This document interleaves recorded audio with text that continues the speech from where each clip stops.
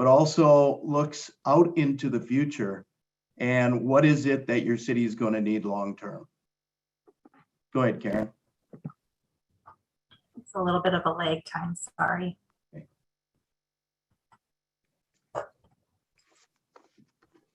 There. Okay, so you've met Karen and I. We have a couple other people we'll introduce just because they're part of our team. We spent a little bit of time with your administration, not a lot, but we do want to share our approach and share with you maybe some similar cities and counties that we've worked with, and then also outline our process and how we would go about that. So, and then if it makes sense to you, we talk about where you would go with us as we move forward. Again, I'm Dave and this is Karen. Mike Piper, I know, has been and visited with Carolyn and some of your administrative folks. Mike will also be a part of this. And then Todd Wetzel is a project director located out of Faribault. Todd has worked with a ton of cities and counties, more on the construction side and the implementation of long-range capital improvement plans. I think between the four of us, and I may be getting a little bit long in the tooth on this, but I think we have about 80 to 85 years of experience in dealing specifically with cities, counties, and school districts. Go ahead, Karen. So a little bit about ICS. Today we have about 100 people that work predominantly out of Minnesota, but we also do work in North Dakota, South Dakota, a little bit in Iowa, and then also in Pennsylvania. And we're a long-range planning organization. We also help you design those the improvements. A big part of what we do is when we help put long-range plans together, we really need to understand how is that going to get funded. We're pretty strong, and what really sets us apart is a plan is not a plan unless it has a financial solution to it. And then we also have a construction management side that helps to make sure what you visualized up front is what you actually realize when you've gone through the planning process. Today we have a number of locations across Minnesota. We have an office in Duluth, an office in Sioux Falls, and then an office right outside of Philadelphia. Carolyn?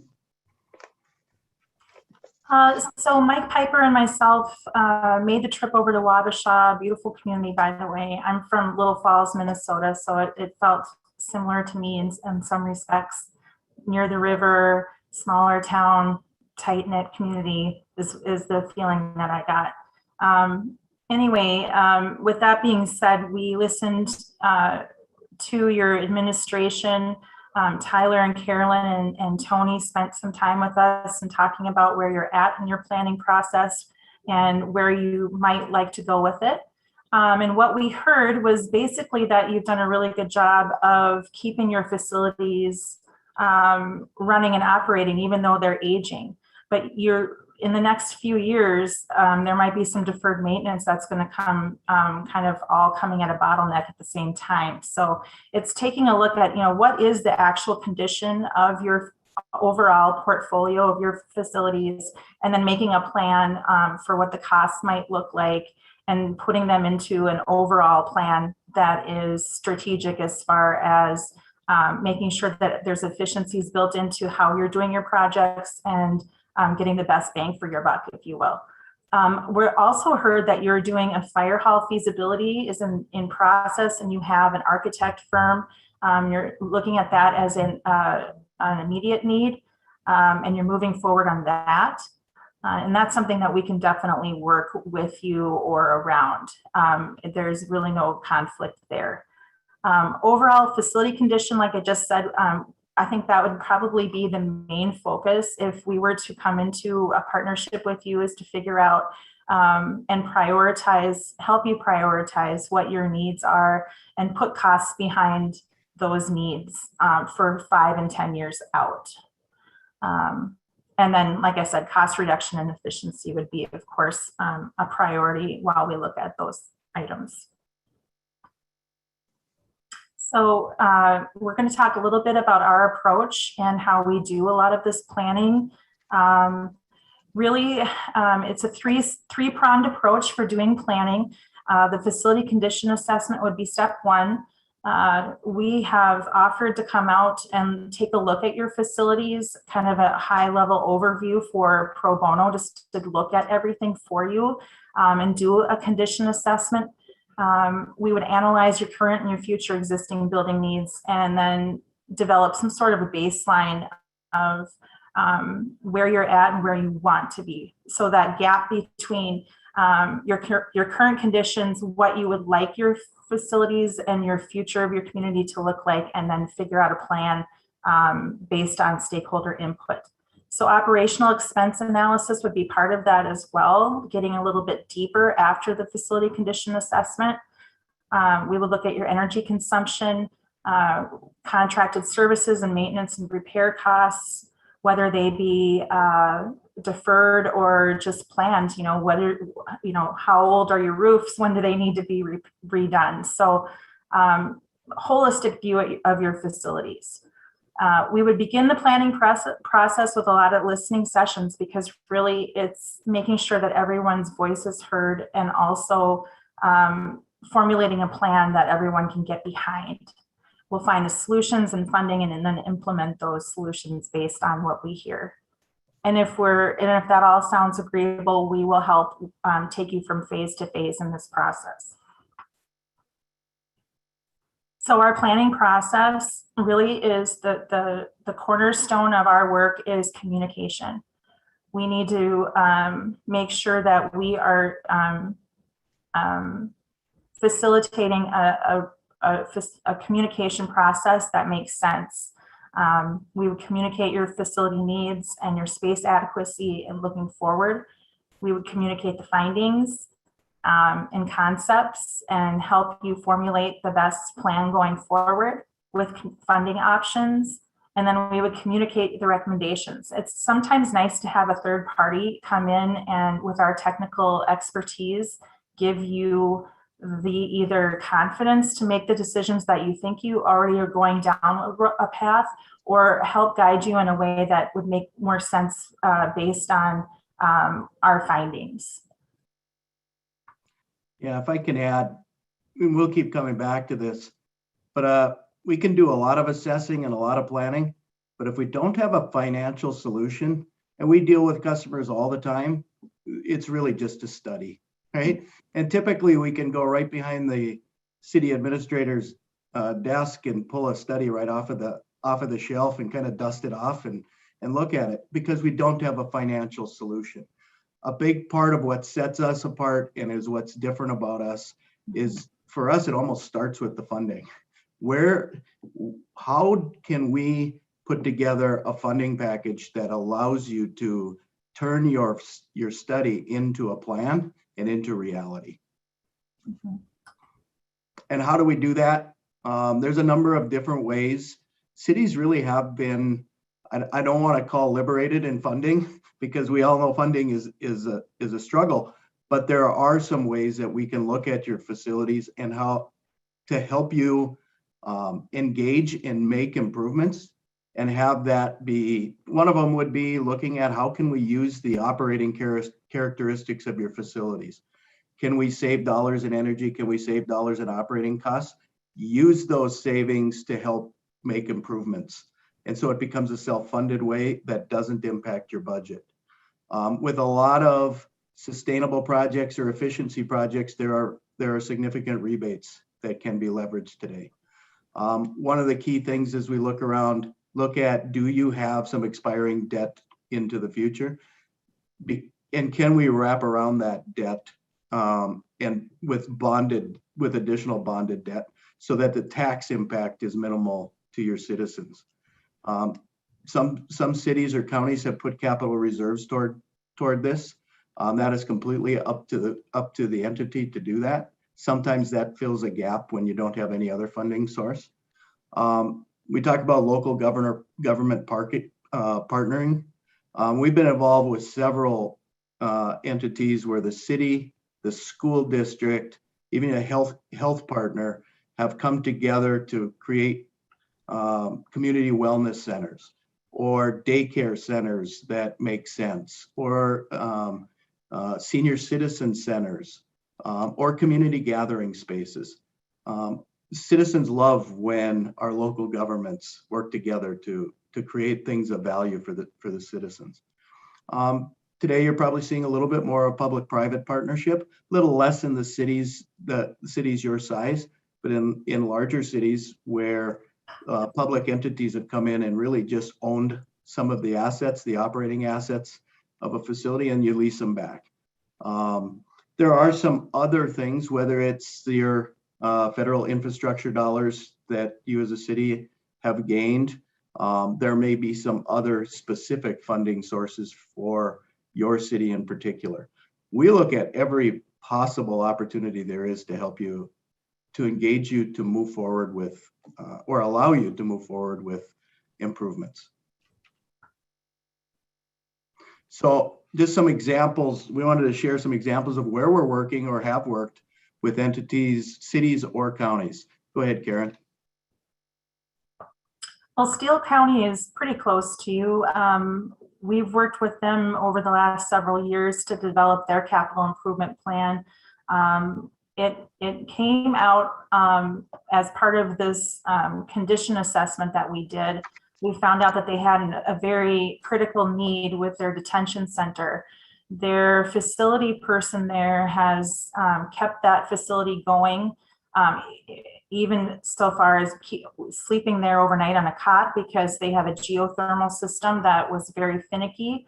And they were looking at, the city council did, or the council did not realize just how dire if that system failed, and sometimes it was down to 50 degrees in the wintertime, that they would have to move all their inmates to a new facility, and what that cost would be astronomical. So we went to work, we fixed a lot of the issues with that acute need. We found a way to expedite the project using funding procurement methods that expedited. We actually found a way to get around the bidding process so we could get the work done before the heating season started.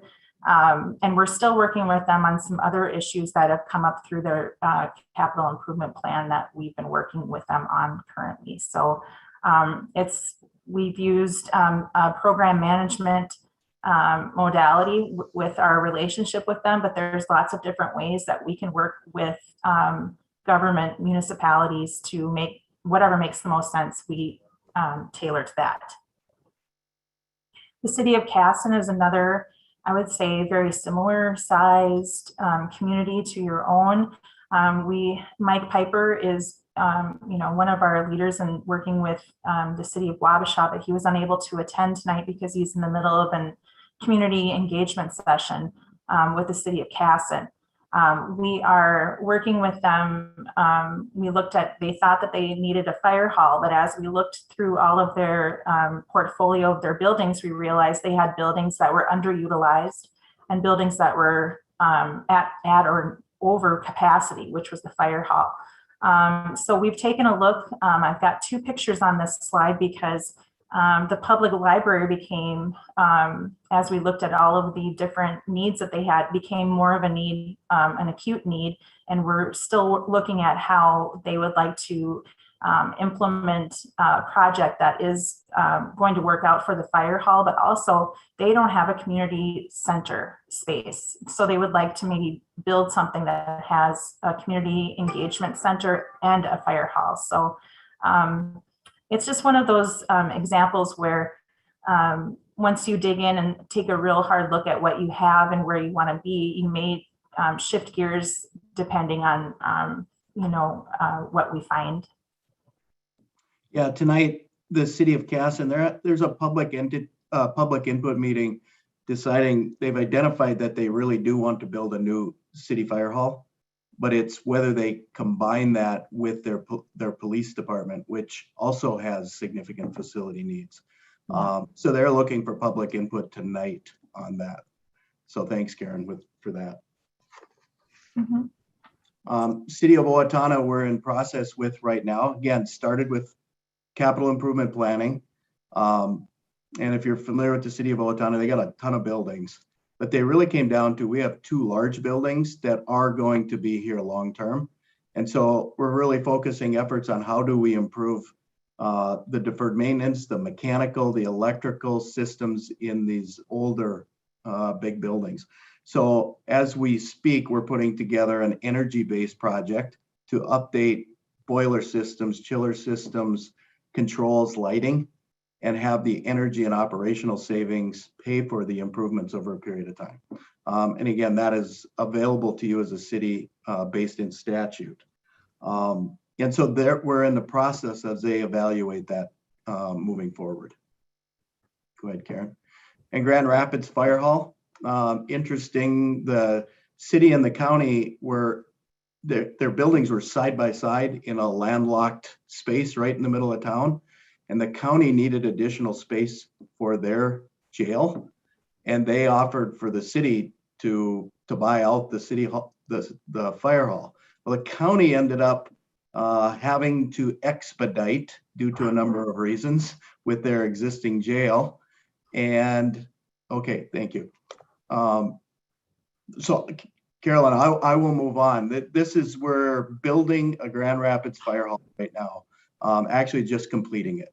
So go ahead, Karen.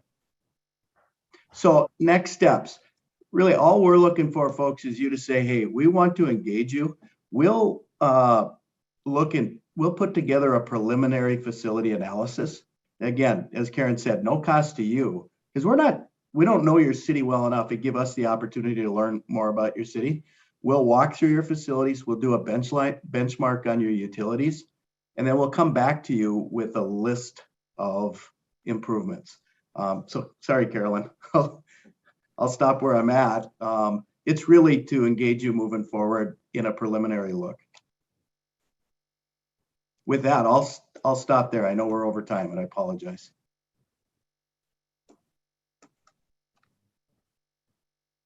That's all right. I was still listening, so I had to find my mute button there. Thank you, David and Karen. We appreciate that very much. I'm making notes. You know, should we follow up with you? And I think there's a lot of different facilities needs that they're already very much front and center for us, but probably some that are not in our peripheral vision yet. So this is appreciated. Thank you. At this time, I would welcome public comment. We have a lot of folks on the line. So if you've never been with us via Zoom, you just would need to unmute yourself and state your name and residence for the record and make comment. Try to limit those comments to about 2 minutes. We don't typically respond to the comments in this period, although council can certainly engage members of the public if they choose. Anyone care to make comment?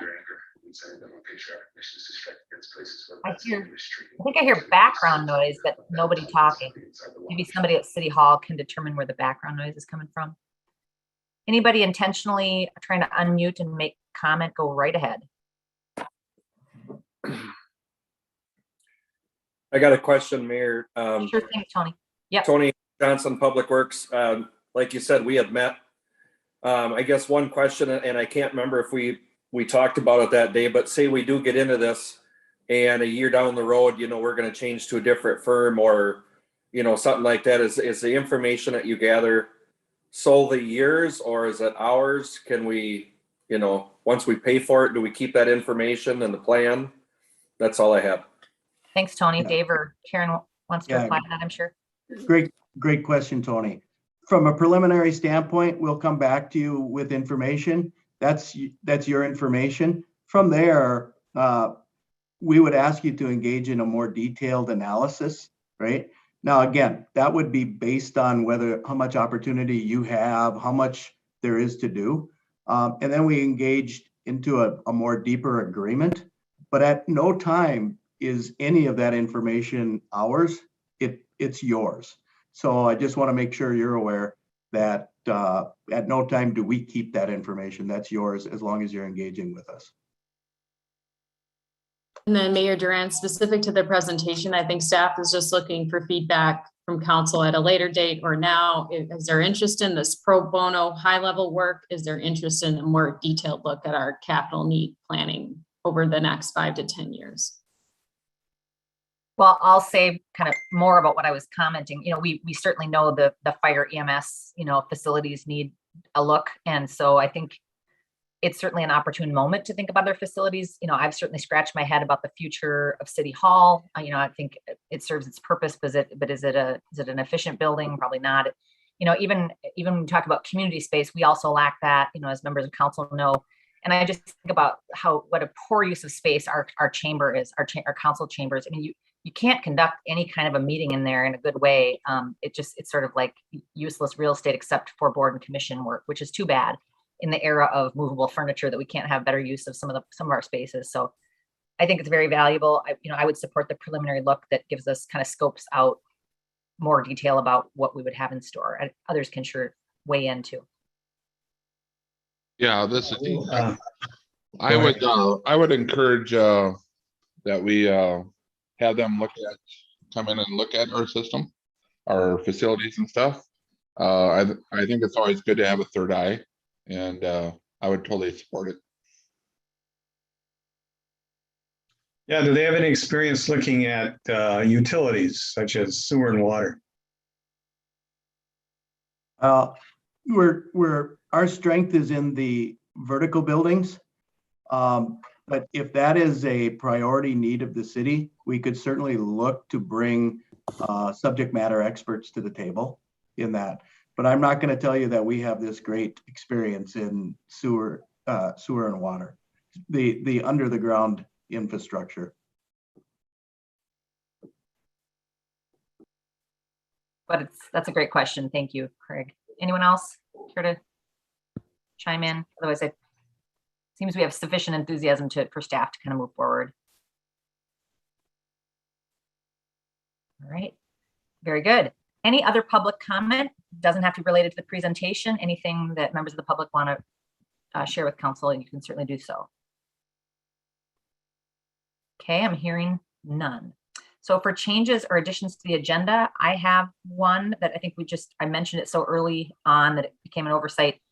In addition to the appointment of Tim Walrick to the Ambulance Commission, we also have enthusiastic, willing parties in Jeff Sulla to join the Streets Commission and Dean Moyer to rejoin the Park Commission. I think he has some tenure there. So that's, I'd like to add that. I don't know if you want to add it as each individual separate appointments as a part of the consent. What do you think, Caroline?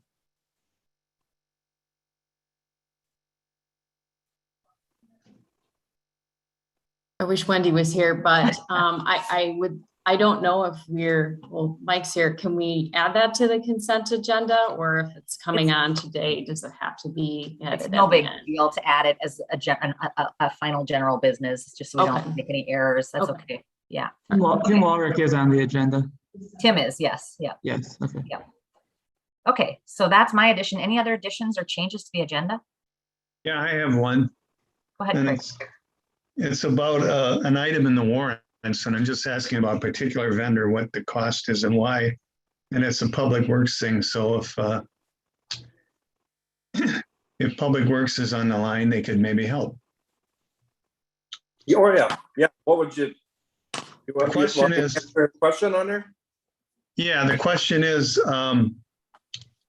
there's an outfit called I forgot forgot their name now, but they deal in solar services, and so our total bill for this month is $11,000 on solar services for the sewer plant, Public Works garage, pool, City Hall, etc. What are they doing? I have no answer for that. I have no knowledge of that, Craig. I'm sorry. That's for sorry. Clearway. That's Clearway, yeah. What do they do? You're muted. Anybody know? Clearway is the solar entity. I mean, I know that because we use Clearway as well. So that's the bill for their solar paneling, right? I would think. So, yep. Tyler looks like he's bringing it up. So I'm just wondering, we're spending $11,000 this month. Is that a typical monthly expense?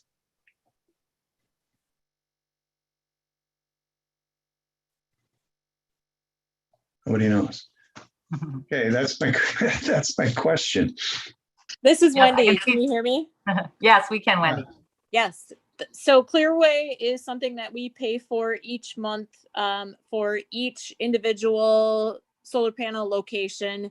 I believe it's on usage, but then we get the kickback return, and I think you see those on the Excel bills as credits. So you pay one entity to get the credit back from the other entity. Okay, that's good for now.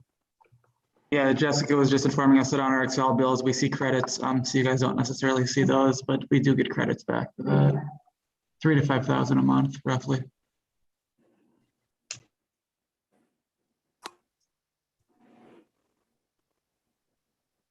Mayor, do we Any need further to add, clarification? do we need to add a section later to approve working with Dave and his group? Or not? I guess I'll let Caroline decide that. It sounds like we can work, without engaging in a fee-driven relationship initially. Certainly when we get there, if we decide that the scope of work is something that we want to move forward with, then we'll have to discuss that formally, make those decisions formally. Is that how you read it, Caroline? Okay. Any other changes? I'm not questioning anybody's judgment. I just noticed that the ambulance, what am I talking about? The pavement crack fill-in project, the agenda just said the purpose was to discuss. Do you want discussion of that, Tony, or are you happy with that in the consent agenda? It's very thoroughly explained. I just want to make sure you didn't need anything from us. Yeah, I didn't know. It was, these kind of routine, and the street commission went through the process. So, I mean, unless anybody's got questions on it, it's nothing new that we're doing. Right. So Budgeted. that's about- Okay. Yeah. All right. Well, if that's fine with you, then it's me. So we have before us our agenda, and I will make a very short presentation because we do have a lot to talk about tonight. Happy homecoming to WK. We had a really exciting launch of the Riverfront Revitalization Project for those of you who were able to join. I was so hot and the sun was so bright, I couldn't even see who was there, but thanks for everybody who attended. It was really nice. There was a lot of media attention and very positive questions from the reporters that I spoke with. So I think, even the press around us is just really pleased to see what this community has in store. I look forward to fire safety open house at the firehouse. That'll be exciting. It always is. And I just like to say this because I really think it's true. When I was new to this community, I felt like the fire department is like the unofficial welcome wagon for the city of Wabasha, because they have multiple events each year, and it's just such a great community. You run into so many friends and neighbors, and that's really appreciated. I know there's a lot of effort that goes into hosting those. The community mural, that was really the responsibility of a lot of parties, but the Main Street organization did sort of the driving with regards to the procurement of funds. That is completed. If you haven't seen it across from the library, it's really something to behold. And a lot of partners were involved. So thank you to everybody. John Friedmeier and I were able to have a nice chat with Kathy Enerson, who you all know is CETA staff, now working with our Port Authority. She's jumping into the deep end, really doing some great work mapping potential properties that would have commercial impact, whether they would be private or public properties that would have the potential for business development. So thank you, Kathy. And then exciting news, I think I have the date right, but don't take my word for it. The House Committee, Capital Investment Committee bonding tour will be stopping in Wabasha. Thank you to Barb Haley for helping with our understanding of the process of that request. So more details to follow, but this would be to look at the projects that we have where we have a bonding request, and most notably is the Highway 60 reroute.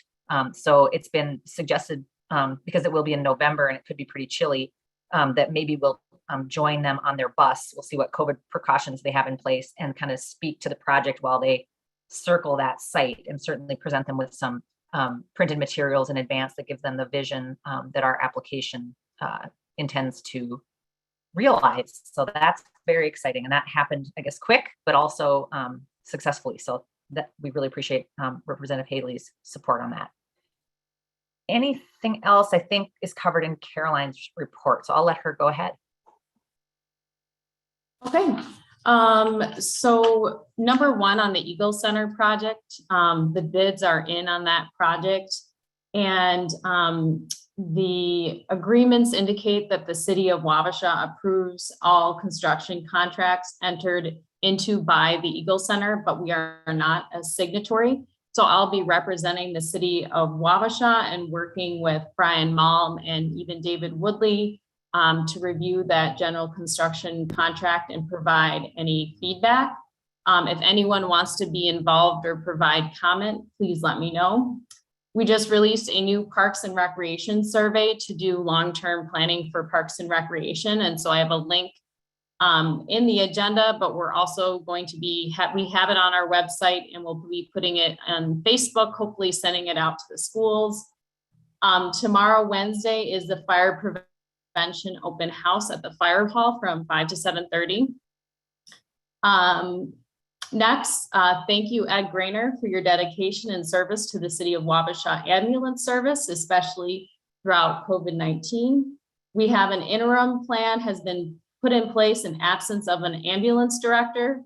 Thus far, things seem to be going well and duties have been split amongst various individuals.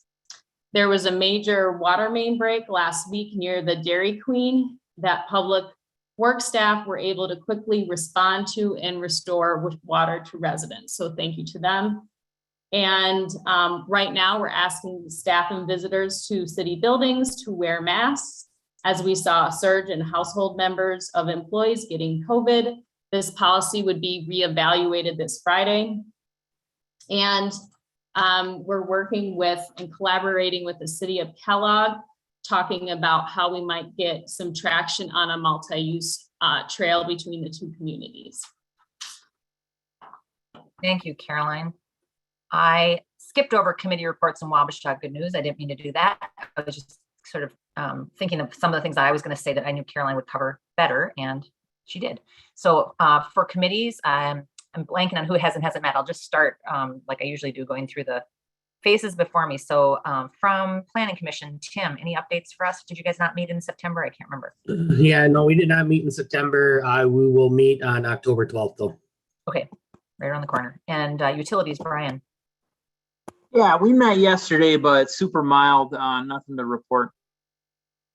Okay, and John from the Port Authority, certainly good news to have Kathy on board.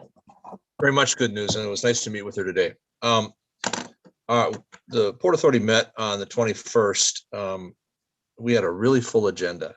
The majority of it, what took up was with respect to the barge terminal and the feasibility of it, the investment that the Port Authority is going to be making going forward at this juncture. We've committed to the environmental study and some additional engineering, that sort of stuff, which is adding up quickly.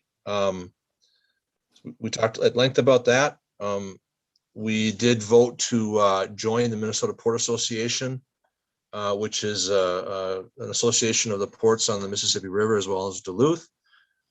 They help in lobbying for funds for the different ports and different port projects.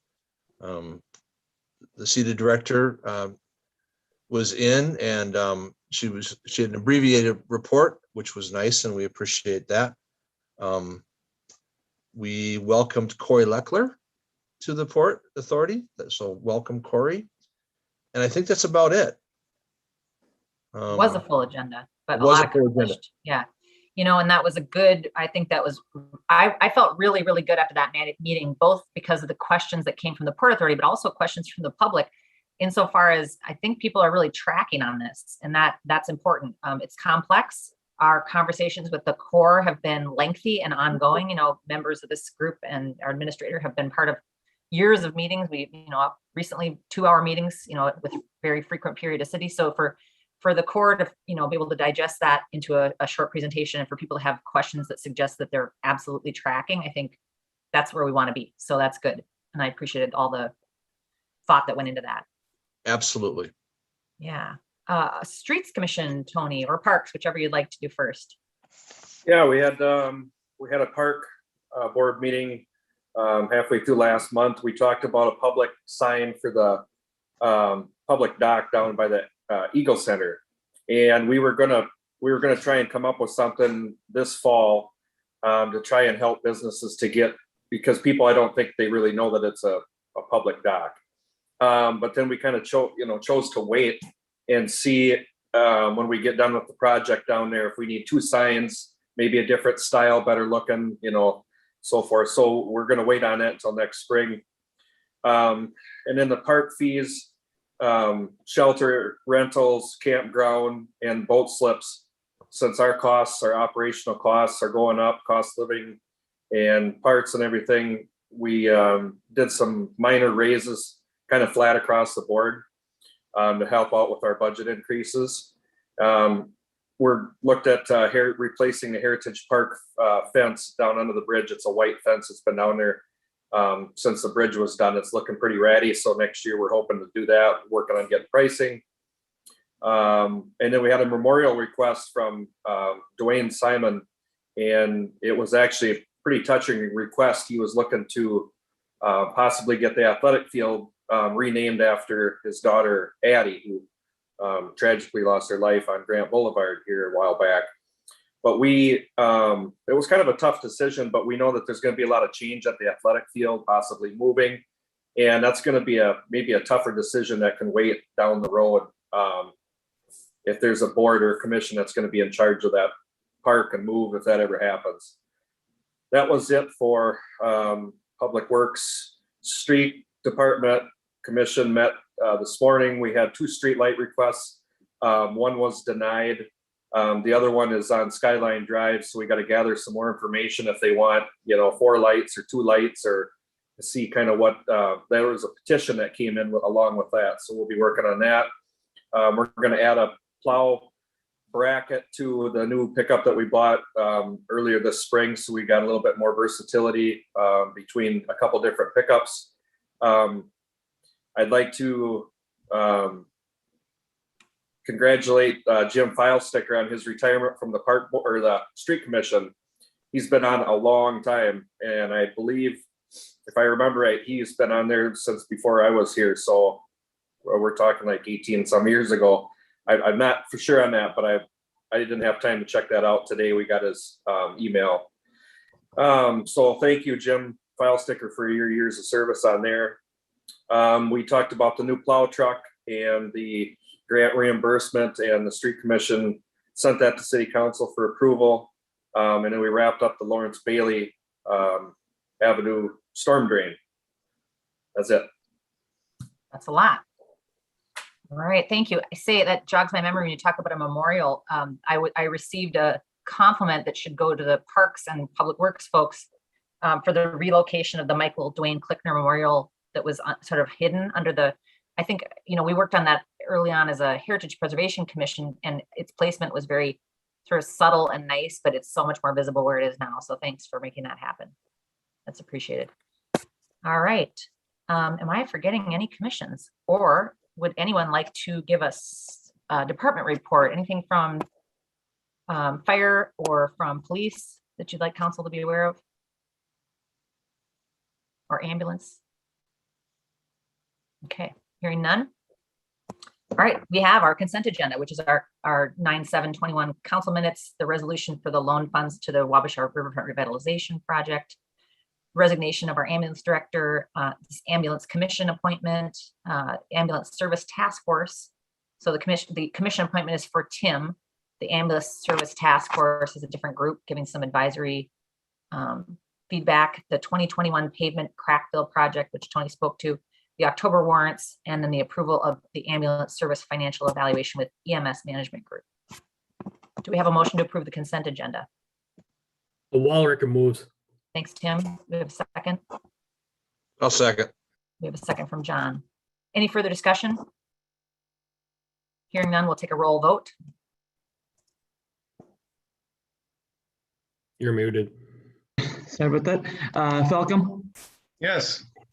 Friedmeier, Yes. Moyer, Yes. Woodley, Yes. Sulla, Yes. Walrick, Yes. Duran. Yes, thank you, Tyler. Roll votes. Not a fun thing to return to, but we're well practiced. We do not have a public hearing tonight. Under general business 1, we have our charter commission. We have Mike Flaherty here to discuss with us the memo that he presented in our agenda packet. Mike, do you want to characterize any of this? It's very straightforward, but lots of work, obviously. Yeah, I think I don't want to go more than 1 minute, but the next step is to appoint for the city to nominate members to the Charter Commission. And so in order to do that, and what actually will happen is I will draft a letter to the Chief Judge of the 3rd Judicial District. Depending whether you do that this year or next year, that might be a different person, but so you need to present names that the city can vote on, the council can vote on, to direct staff and the attorney to make those nominations. And then the rest of the process would start from there. If the chief judge accepts the nominations, you'd have to file an oath and acceptance document called an oath and acceptance. Each member would have to do that. And that would have to be filed with the court administrator within 30 days after the chief judge accepts the appointments. And then after those are accepted, then you have a charter. Well, you have a charter commission now, but you'd have a staffed charter commission. And at that point, they could meet. They're required to meet at least once a year and prepare a report, which I've seen those in the past. They can be very short, like one sentence, or they can be long, depending if whether or not the charter commission does anything in that particular year. But that all, and what the charter commission may or may not do is really an issue for another day. You need members to discuss the charter and the language of the charter before we can start doing anything. And then the one side editorial comment I'll make is it's not complicated. It's just arduous. It's an arduous process, not simple to amend the charter. It's going to take time. So after that commission is appointed, assuming you make nominations and the chief judge accepts the nominations, it's not like you can change the charter in a month. There's a process that goes along with that. That's kind of outlined in the memo. That's all I've got. And I didn't pose this question to you, Mike, because I don't even know what I'm really asking, but there's obviously the implications too of the actual charter changes, being subject to the election cycle that we would want to think about in terms of this timeline. I'm scratching my head right now just to even imagine what, in terms of a nomination, how we would outline this for someone so they would understand their commitment, because we don't want a charter commission that falls apart, and the time frame around it, and I think to be honest with people so that we have a committed body. And then the other thing I just realized, which I would have asked in advance had I thought of it, but I don't know, there's always a limited number of people willing to do this kind of work. And I also think a limited number of people who have the capacity to do the work, given their proximity to the charter already and kind of their working understanding of kind of the ups and downs of our current charter. And so some of those people would be commission members, and our board and commission members allowed to serve on a charter commission. I know our council members are allowed to serve on boards and boards and commissions, but I was wondering about our board and commission members.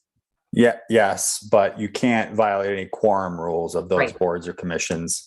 Yep. So, or the city council for that matter. So, and then that's the one other thing. So I think the actual next steps, to be more direct about it, is the city council should decide, and you don't have to decide this tonight, but should decide how many members you want. And I mean, you can do, it's between 7 and 15. You have to have at least 7 members under the statute. I would recommend or advise that it might be difficult to staff the commission if you make it greater than 9. So 7 or 9 would be the most logical number. You could do more than that, but then you run into the staffing issue. Then you're always making appointments to it too. So, because people can resign or whatever. So that would be a decision, how many members, and then who are those members and how you're going to determine who they are. Which can be done any number of ways. There's no legal direction I can provide you, but you could advertise for people, but you don't have to. And, you just have to, in the end, what we need is to move forward. However you get to this point is the city council has to have a list of names that they vote on and direct staff to submit and obtain oaths and acceptance documents and submit to the the 3rd Judicial District chief judge. So however you get to that point, that's your next step. And once you have that, then our firm has done this in the past for a number of cities, and on an ongoing basis, we do it for a couple of cities. So it's not that part's not complicated. Getting the nominations sent to the chief judge and getting them approved is not complicated. The complicated part will be amending the charter if the commission decides to do that, which they may not. They're an autonomous body once you appoint them. So, right. Just a question. Go ahead. So as I understand it, the commission makes recommendations for amendments, and those amendments go on the ballot and have to be voted on by or approved by 51% of the voters. Yeah, there's multiple ways to make amendments. All paths lead to a referendum, except for certain non-controversial changes can be done by majority vote of the council and by ordinance. So we can get into that later on, but when those amendments are proposed, we'll decide which one they are, right? And how and what path to take. And then also, I actually misspoke earlier. The council can initiate charter amendments too, but they have to report those to the commission, and then the commission has to advise to make the changes. So there's multiple different ways to amend the charter, more than a couple of ways, and it can get complicated. But the real onerous part is the referendum. You know, that's asking a lot. And that's why I think charters are not amended very frequently. Right. So, and that's, you know, when the issue came up with the conflict of interest earlier, that's the problem. I remember advising on that, and I said, well, you know, to change it, it would take months to do that. I mean, you'd have to first constitute. Years. Yeah, or years, depending on when the election occurs. Yeah. Yeah. So that's the League of Minnesota Cities has a nice manual too, and they list out the positives and negatives of being a charter city, and you know, and there are positives to it, but one of the negatives they list is the complications with actually doing amendments. That's, I think for tonight, that's what I can give you. I think, you know, once we get into it. Yeah, that's helpful. And your memo is very clear. So that's something we can reference. Well, you know, I think there's a spirit of will behind this. I think we all appreciate the onerous nature of it. And we know we have you know, to help us with this, as well as the League of Minnesota Cities. I'm certainly fine entertaining a motion around the number. You know, I think I came to sort of the practical conclusion that you did, Mike. And I thought, you know, maybe 9. I don't know if it's really problematic. The reason I thought 9 is if you end up with a couple vacancies, you're still above, you know, you could still meet the 7, you know, but I welcome other people's thoughts on that. And I certainly welcome a motion. Well, I think sort of eat the elephant one bite at a time. I don't know. Exactly. I think the one thing is with the quorum requirement would be 5. So if you have a 9 and you have 2 vacant members, you'd still have to have 5 people show up, but that's not necessarily an obstacle. I'm just pointing that out. Okay. Yeah. Yeah, I'd be in favor of the 9 because if we go with 7 and 2 people resign or something, then we got 5 people, but then 2 new people won't be up to speed on what the issues are. So if we have 9 and a couple of people resign, we still have 7 people who are up to speed with what's going on. So I'm in favor of 9. Any other thoughts or the desire to make a motion? I would be comfortable with 9 also. I'll make a motion for 9. Okay. I'll second that motion. John and Jeff in harmony there. So we have Jeff for the first, John for the second. Any further discussion on 9 members as the established number for our future charter commission? Otherwise, we'll vote by roll. Walrick, Yes. Sella, Yes. Woodley, Yes. Friedmeier, Yes.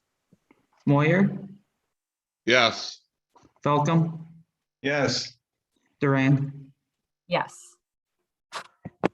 All right. Thank you, everybody. So we'll save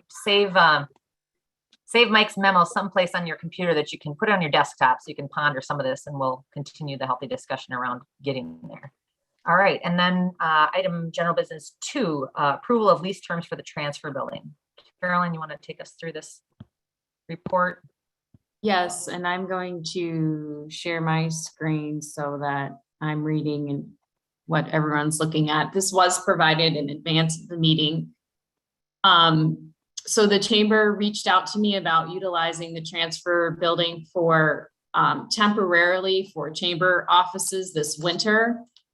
We don't currently have a written lease, But them using the space as office space would have been, I felt, consistent with prior verbal agreements. However, based on prior conversations that the council had, and it wasn't voted on, but we did hear feedback that council wanted written leases in place, and the entities use the building, charge for the space to help pay for long-term maintenance costs. So staff met with the chamber and Steve Enning, who are both on the line today. And we propose the following lease terms: $100 per month for 12 months for each entity, 50% use of the space between both entities. And we also put in the possibility or the hope that we could transfer the heat and electric bill into the chamber's name, but we would take back Heritage Park, which they've been paying for. And we had the same proposal for Steve Enning, but that he would pay 50% of the utility bills year round to the chamber. So we met with both parties. The chamber is requesting that council consider waiving their lease amount, as 100% of their proceeds from Grandpa's Farm go to benefit Septoberfest. And increasing their costs means that they have less funds available for Septoberfest.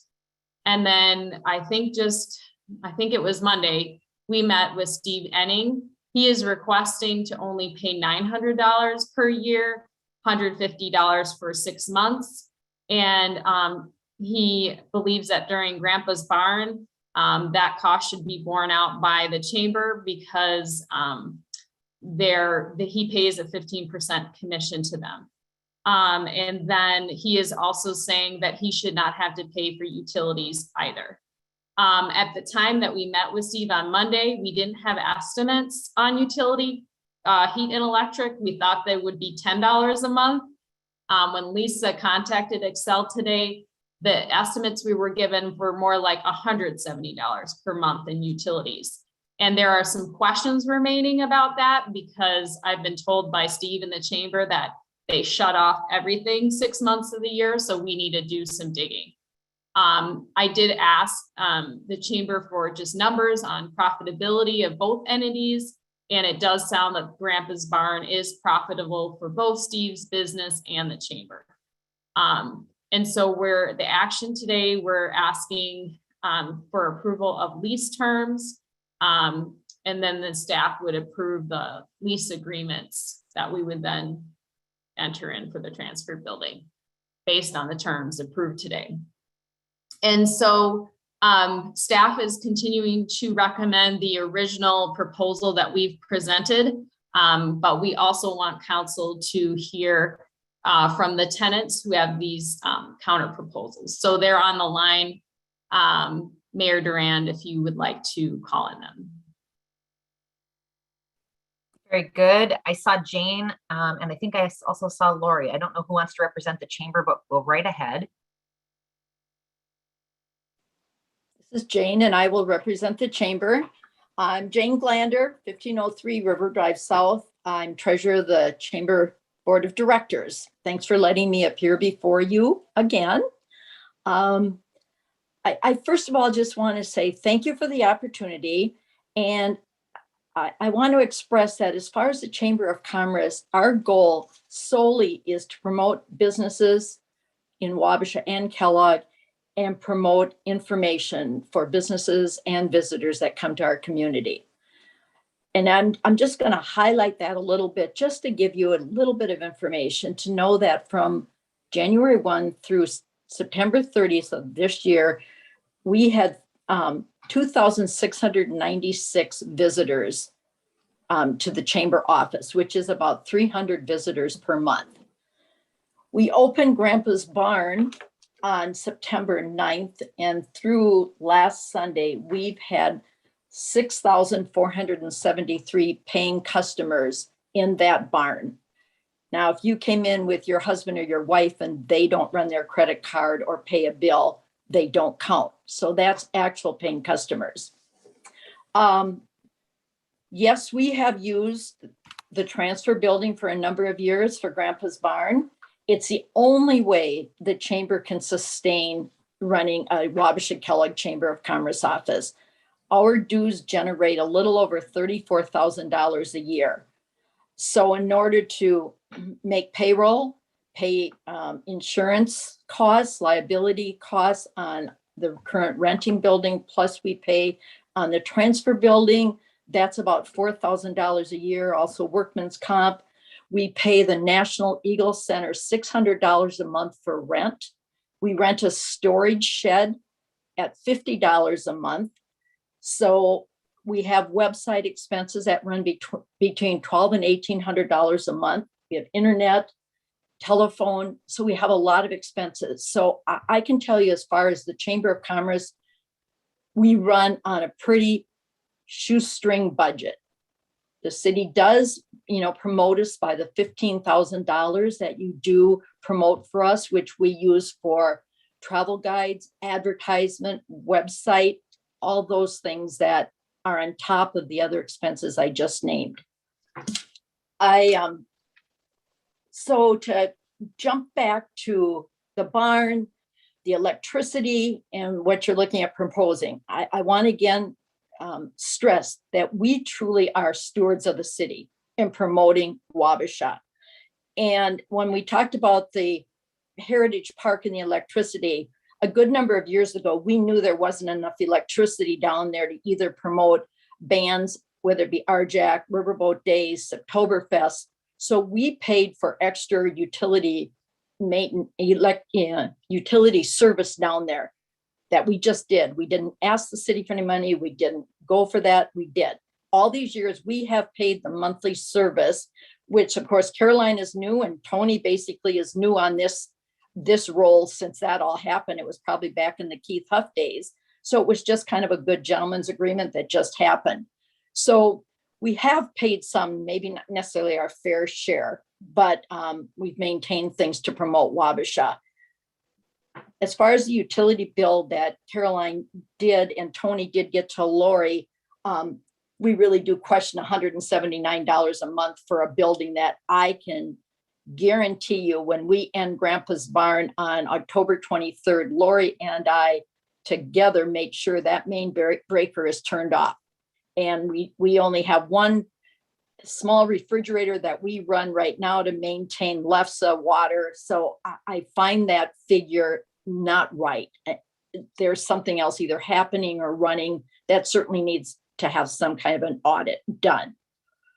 We did come to the city or to Caroline and talked about, we are out of our building October 25th that we rent from the National Eagle Center, which you're well aware of. So we did talk to Caroline to see if we couldn't use the front office, I'll call it the transfer office, because that's what it was, to get us by until we can hopefully go into the new space that we can rent from the National Eagle Center that's 2 doors down and not part of the project. So they can rent it to us. But we needed an interim space, and we knew through these winter months, we have less walk-ins. We can make it work. Lori will definitely make it work wherever she's at. And we're blessed for that. So paying rent on top of what we're already paying will be cumbersome and a lot for us to bear, knowing what we already do and promote. So I'm just going to kind of leave that part. And the only food for thought, and I'm certainly open to some questions, but my only other food for thought is, in comparison, I do not know, does the food shelf A, pay rent, and B, do they pay for their utilities in that building? And so maybe, I can at least get that answer at some point. So I won't go on. I think I've covered enough unless you have questions for me.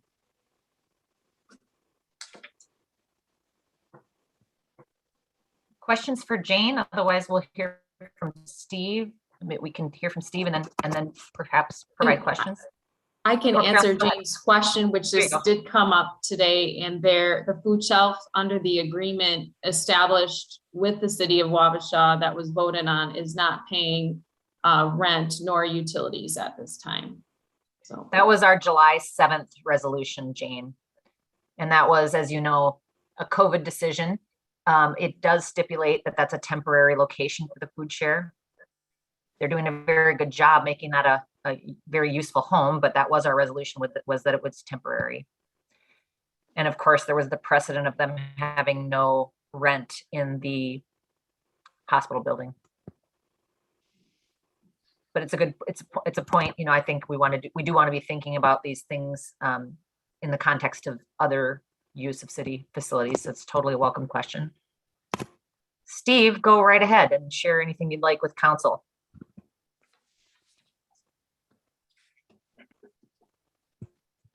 You're muted now. If you look down at the lower left of your screen, you'll see a microphone button.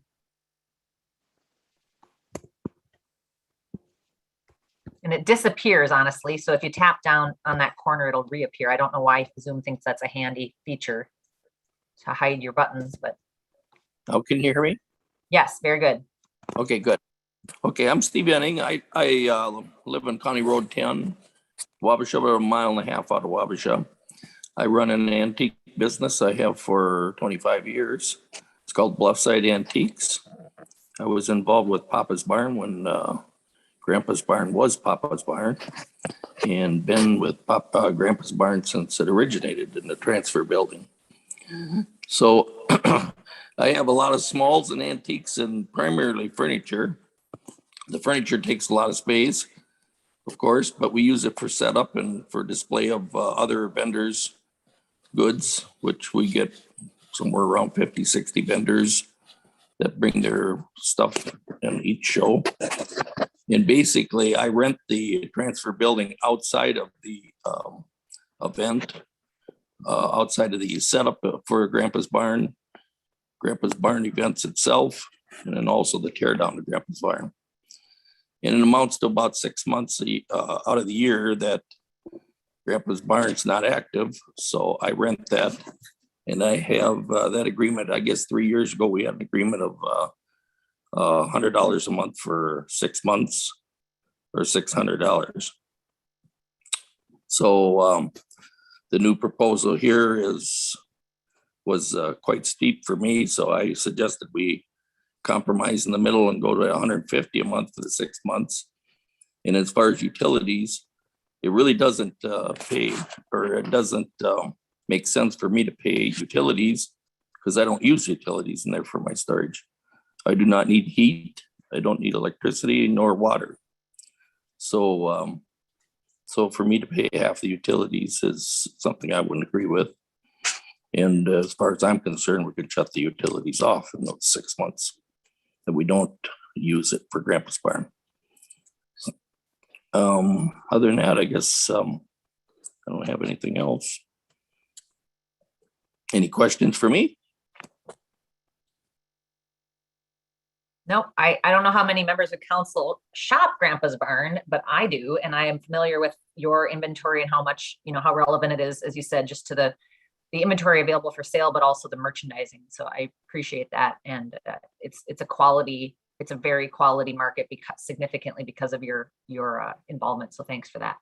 Well, thank you. Yeah, and it's unbelievable how many positive comments we get on that building and that facility. I think it brings people in Wabasha, no doubt.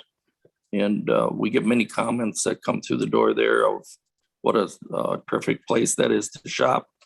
And they'll spend hours in there just looking around. So it's quite a draw for Wabasha and for the other, for the restaurants there and just getting people into town. So it's very good. And we didn't give Lori a chance to make comment either. And I should do that before we set into questions here. Lori, do you have anything else you want to share?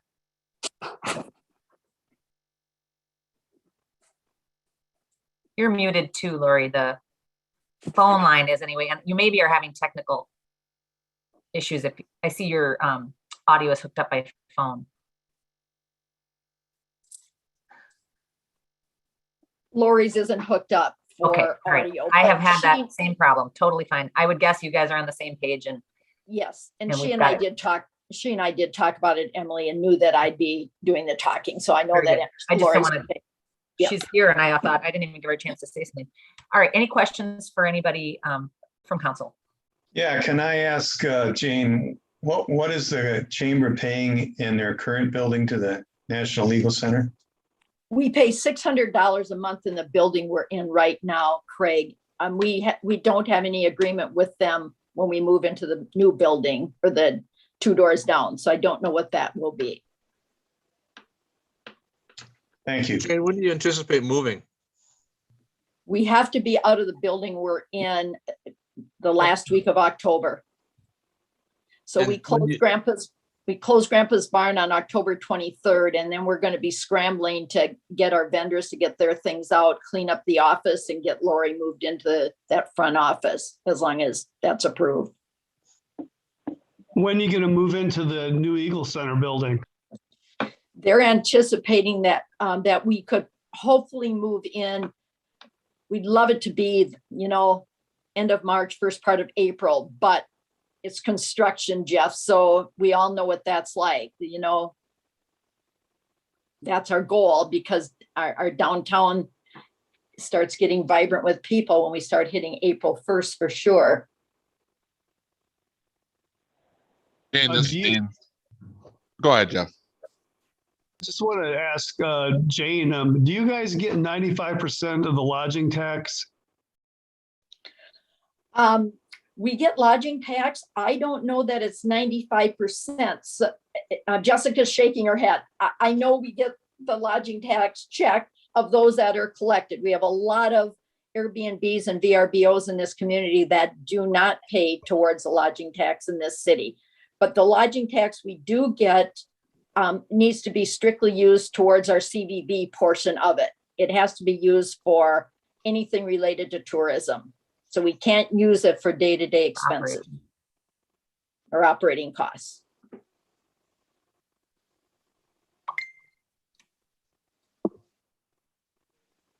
I'm good with Steve's proposal. And what I would suggest is maybe, we charge the chamber the $100 a month, that we enter into something for about 3 years with them.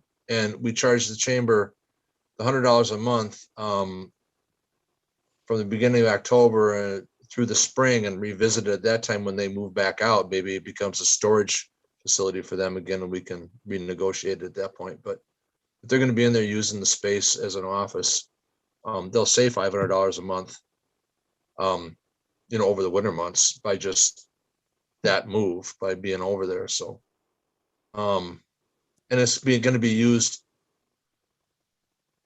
more on a day-to-day basis, and so I would want something for it at least, I think. But I haven't a problem revisiting this in the spring. Well, I agree with the staff recommendations, and then Mr. Anning's modified proposal. I think that's fair. Ditto. That almost sounded like a motion in a second. And could someone clarify, are we asking Steve to pay 50% of the, right now?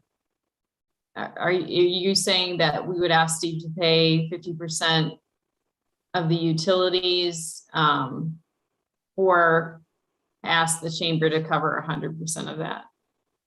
I heard Steve saying he doesn't need the utilities for his storage. So I understood that to be removed from his portion. Okay.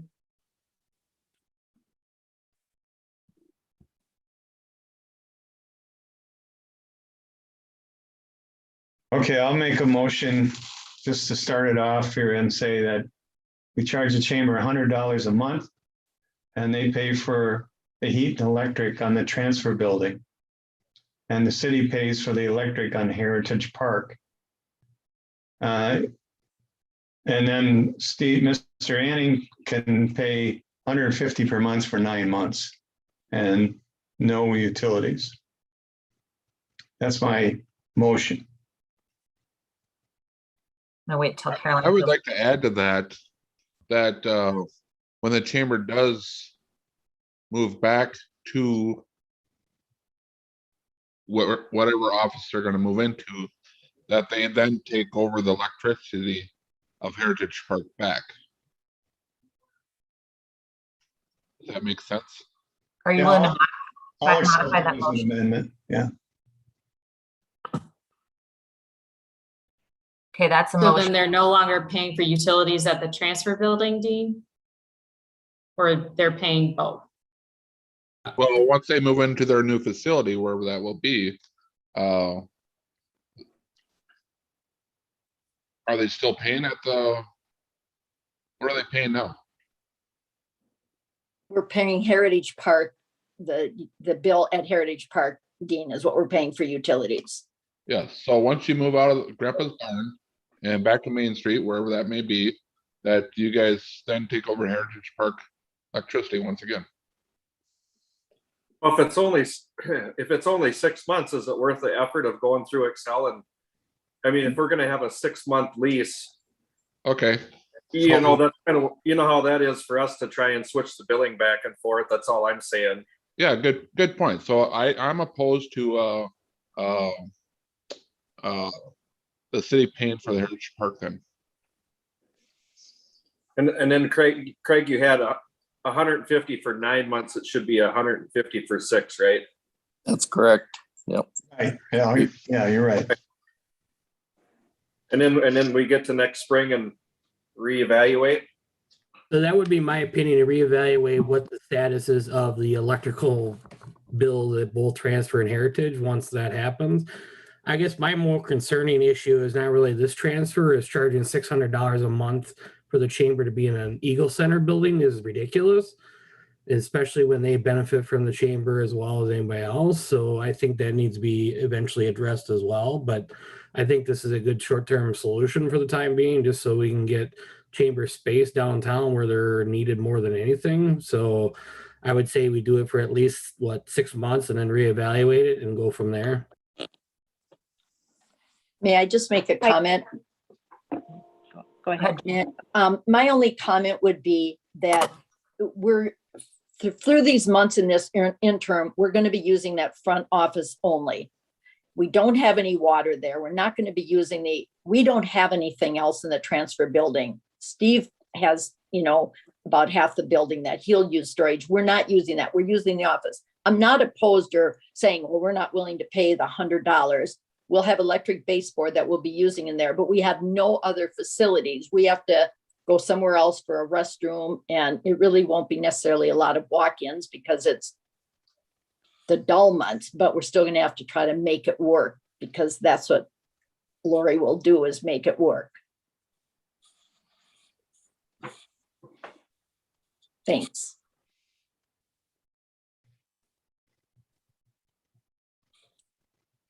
Well, my motion stands. I think, as I stated, 100 a month, not necessarily in for whatever the duration is. There's a 30-day notice. So whether it's 6 months, 7 months, 8 months, whenever their facilities are ready in the renovated building on Main Street, they can move back. But I don't want to limit it to 6 months, because they may go longer than 8 months with construction going the way it is.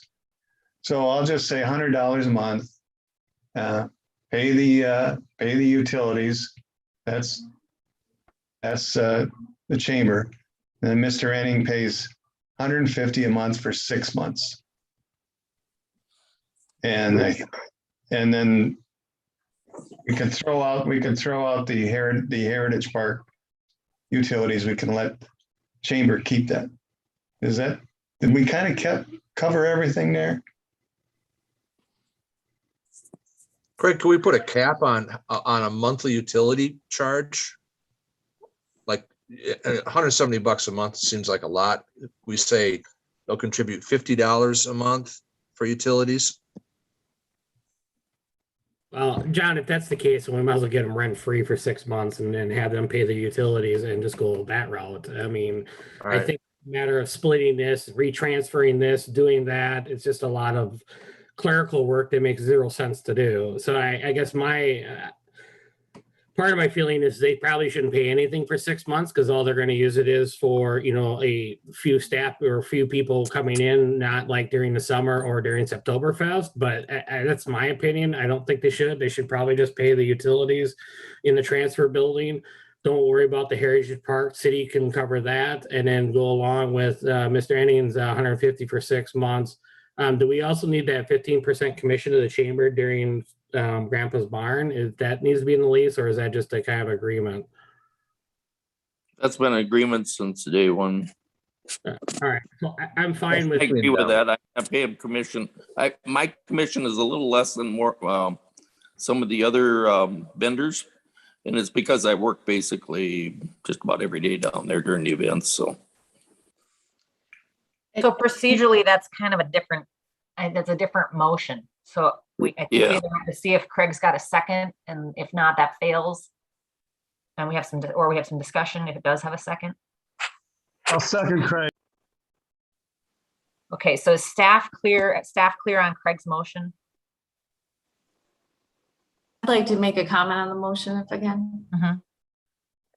I would just recommend that even then for Steve, we reevaluate this in a year. I talked to Brian Woodley, and the cost of a 10 by 20 storage facility in Wabasha costs $150. So yes, Steve does benefit and pays a commission 15% towards Grandpa's Barn, but his things take up 50% of the space.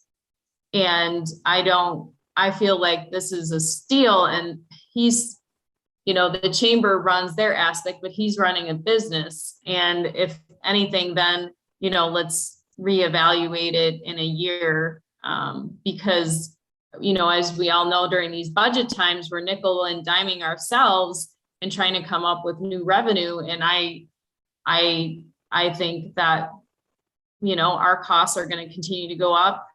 And so at the very least, I would advocate that then this isn't a 3-year 900 or whatever we're at, but $900 a year, but we reevaluate in a year. Okay, so that's a change to the motion. Sorry, I'm trying not to be a that's process. fine. Yeah, okay. That's fine. So, Bear in mind that either party can exit this lease with a 30-day notice, so. Yeah, you kind of beat me to the punch, Carolyn. Just in reality, it's a $75 a month lease for a year because Steve, you keep stuff in there year round, correct? yeah, I do. But I mean, charging me storage during the event, I mean, that wouldn't be fair. We don't charge other vendors that come in and bring their stuff, we don't charge them for storage. So I just need the storage off the off event. So.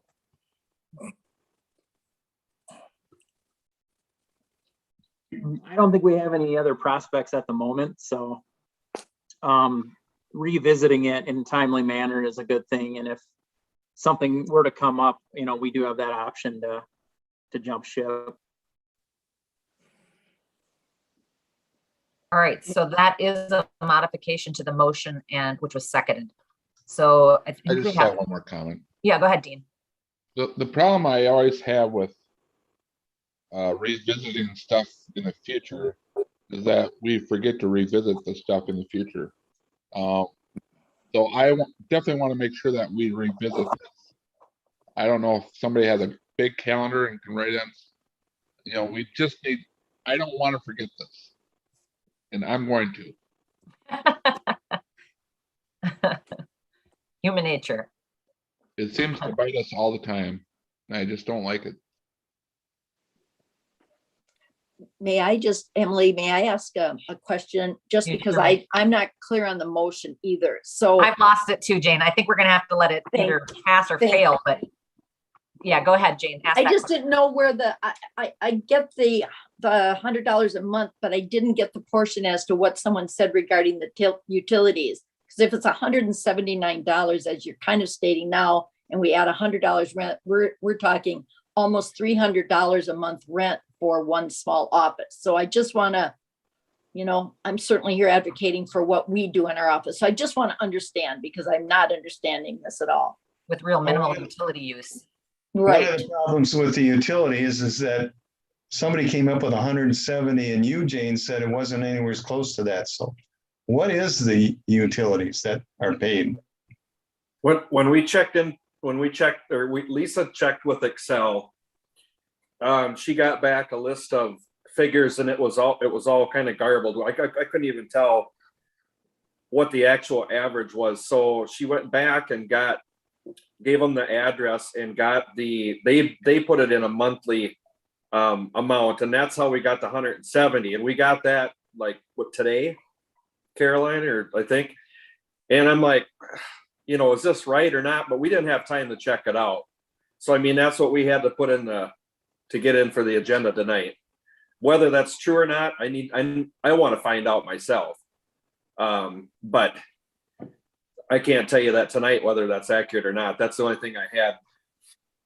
Well, I will just say that that's the information that the city paid an average of $170 per month last year. Now, if something was on that shouldn't have been, but that's the information we have. But we will definitely, I've agreed with the chamber that we won't move forward with switching bills unless we have that figured out. On the other part is we're offsetting the chamber's utilities by taking over Heritage Park utilities. Because how much are we paying for that? Dean, we pay about $15 a month for the non-usage months. So for Riverboat Days, our Friday nights, that bill is somewhat greater. And right now we're paying more because we're absorbing the cost that the electricity is being used from that meter for the bridge repair. Okay, gotcha. Okay, so while we're in discussion, I heard something that I'd like to echo, which is, can we cap that? We recognize that this is use that's going to have limited utility use. We can sort the bill out, but if we find out, yeah, really it is 170, I think we're trying to arrive at terms that seem appropriate for this tenant. So I would echo that. I was supportive of that. It didn't. I don't think that cap made it into the motion. And I guess I'm confused about the Heritage Park thing. That seems weird, especially given what you just said about MnDOT. This predates me, so I don't need to get up to speed tonight. But for a park, it seems like that seems squarely a municipal thing. But so this motion is, can you read back to us what you have documented as the motion, staff, and then we'll have to vote on it, I think, and see if it passes or fails.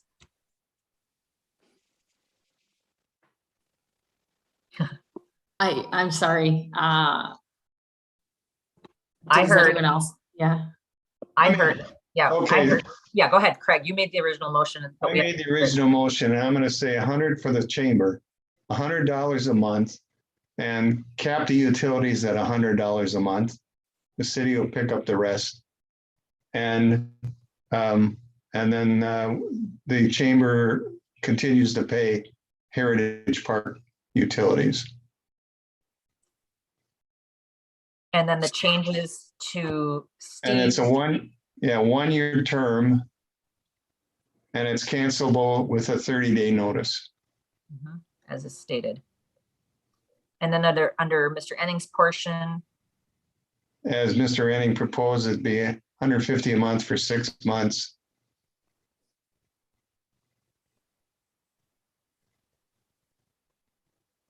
But not the utilities.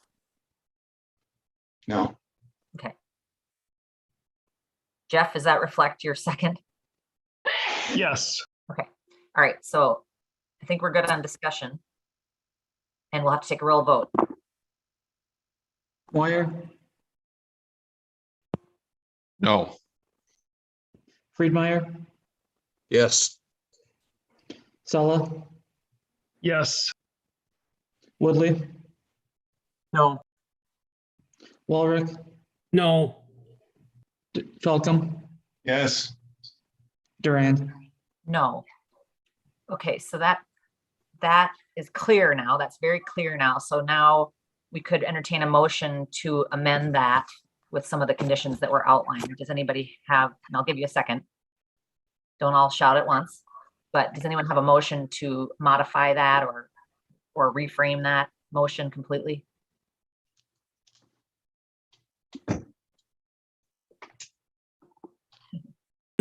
So I would move to have the chamber pay cost in electric of the transfer building, whatever that comes out to be rent-free for a year term.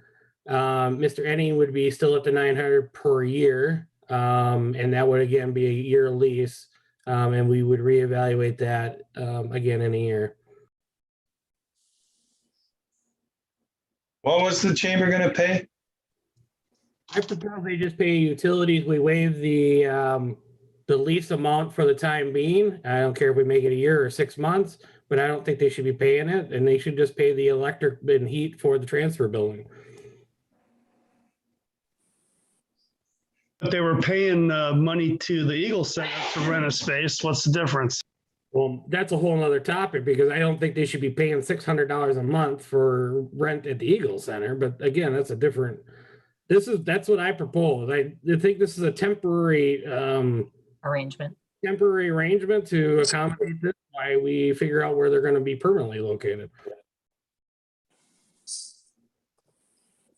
But the other terms you would maintain, Tim?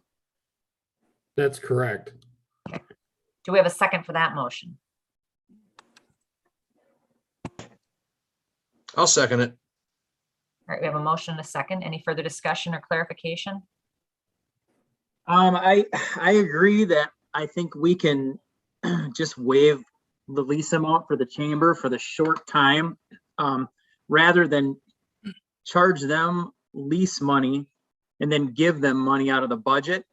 We could just waive the lease money and we can easily adjust our budget what we see fit. If we think they're getting some value out of this office, instead of our 15,000, we'll come up with a number to adjust the budget amount, and it'll eliminate all this back and forth money.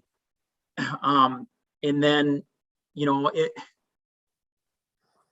for the private business, I think a more market value rental would be a better situation. I was thinking of proposing maybe 1,200 for the year, but we're at 900. We have someone willing to pay 900 and to hold this up for an extra $300. I'm not gonna nickel and dime like that at this point. So. Okay, so any other comment? We have a first and a second.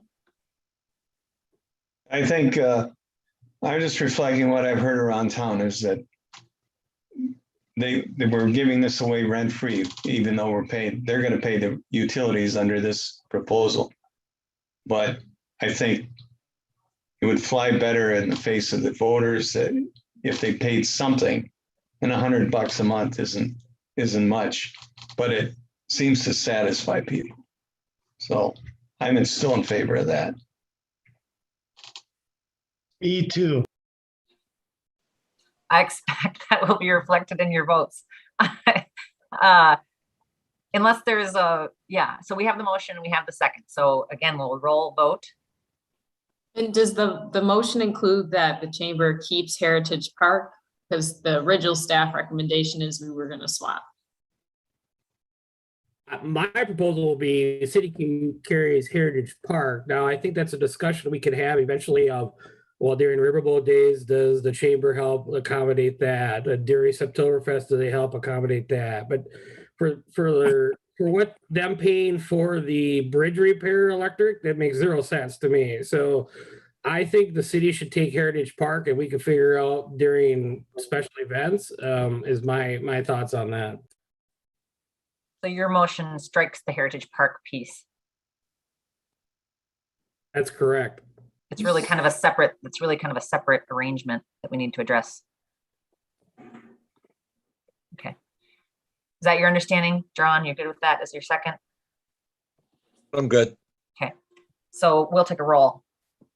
Friedmeier, Yes. Woodley, No. Sella, No. Walrick, Yes. Falcom, No. Moyer, No. Durand. Yes. The noes prevail. So now, sorry, this is like a board game. Okay. Okay, so we've got two very different kind of concepts on the table. has anybody married them in their mind in a way that you think is going to be very appealing to your fellow members of council?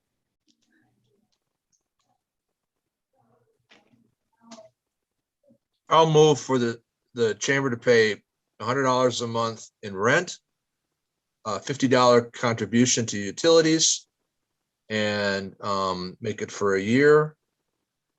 Again, with the 30-day notice, and Steve's arrangement as stated, the city takes over Heritage Park. I'll second. Thank you, Jeff. Any further discussion or clarification? Yes, I need clarification on Steve's part. If you can, John.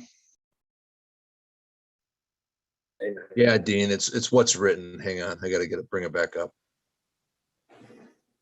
I think it's $900 a year. Yep, $900 a year. Just that's it.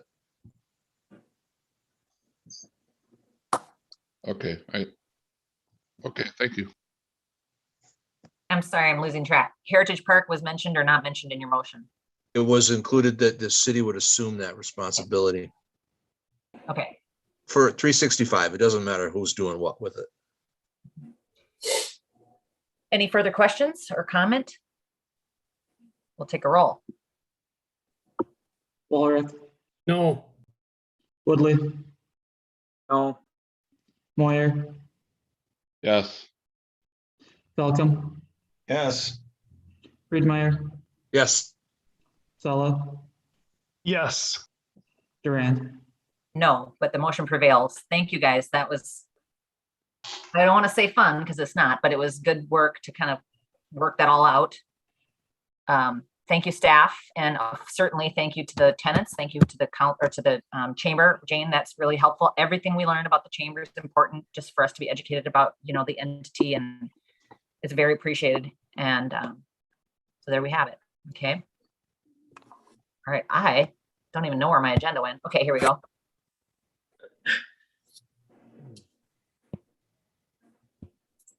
All right. We have general business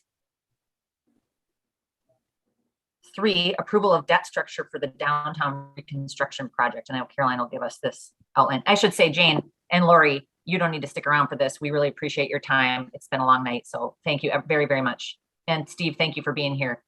Yeah, thank you. I'm going to drop off too. Thank you. You're good. Yep. Thank you.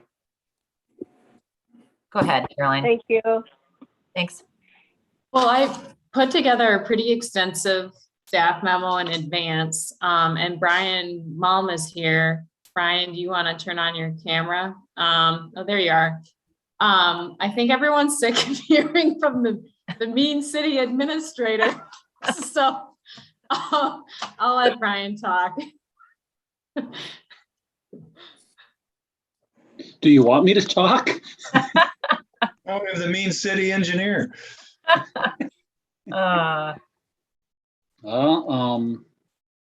Caroline summarized this very well in the letter or in the staff report in the packet. Basically, this is related to the proposed downtown reconstruction project, which we have kind of separated into 2 separate projects. One is the downtown loop, which is Pembroke Avenue, Main Street, and Bridge Avenue. And if you recall, that's a project that we submitted an application with county support for local road improvement program grant funding from MnDOT, which was successful. So there's 1.25 million in grant funding available for that portion of the project. And then we have the 2nd Street reconstruction, which would run from Pembroke Avenue east all the way out to Hiawatha Drive or County Road 30.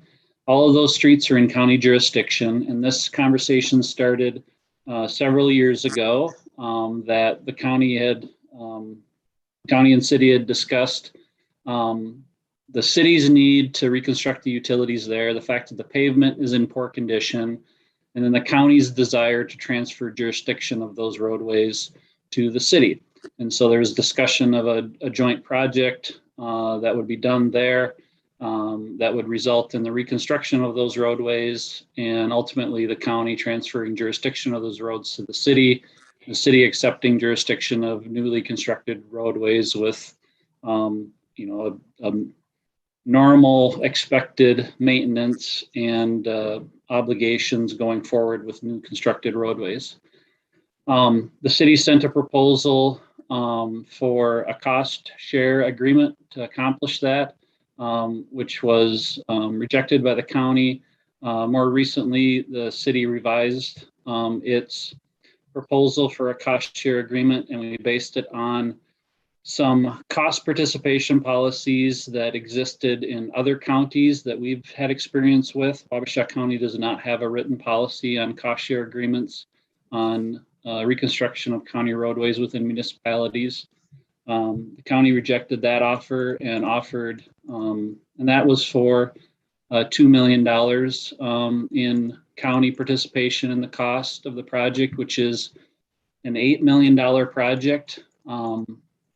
The county rejected that and offered $720,000 in cost participation. And that was based on, I guess, a difference in opinion of what the scope of the project should be. The county based that on what they would do if the roadway were in their jurisdiction and not accounting for transfer jurisdiction or any of the, this is what we understand it to be, or any what the impact of reconstructing the city utilities would be. So it was basically rehabilitating the pavement and doing some spot repair of curb, but not a full reconstruction. The city then countered with an offer of 1.3 million, which was somewhat based on some information provided by the county. That was rejected again, and the county's holding firm at their offer of $720,000. So if you were to do the whole project, you'd have, and you agreed to the county's offer, you'd have $720,000 in contribution from the county, 1.25 million in grant funding from MnDOT for that $8 million project. Staff had discussed the fact that this doesn't seem like an adequate contribution from the county for the city to accept jurisdiction of the roadway. And Caroline worked with Mike Babani, your financial advisor. Mike had previously provided a financial analysis that showed what the impact of the city would be, assuming the $2 million contribution from the county. And then based on the county's most recent offer, Mike put together two options for financing the project, what the impact would be if the city accepted the county's offer of the $720,000, and then an option for if the city were to accept, hang on, I got a page to that one here, would again accept the $720,000 offer, but we would split the project into two parts and postpone Second Street to a later year, split the project into two parts. So really, we're looking for guidance on whether the council agrees with proceeding with the project with that $720,000 participation and what the impact would be based on the financial analysis that Mike Babani did.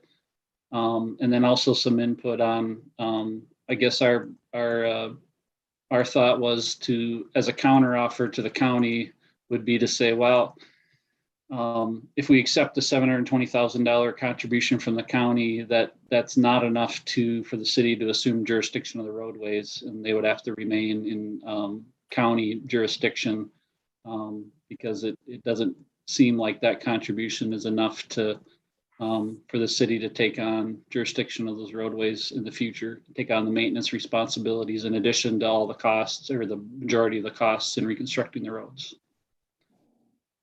How bad did I butcher that, Caroline? Great.